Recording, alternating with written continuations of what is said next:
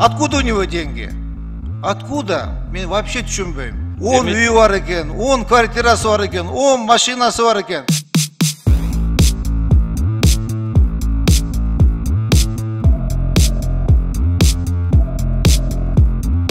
Жогорку соттун алдына барсаң, жалаң кымбат машиналар турат. X5 модели, X7, Геленваген, Lexus 570, Toyota 300. Каяктан аларын? Акча жок дейт судьяларда, акча жок дейсиз. Кандай жооп бересиз буга?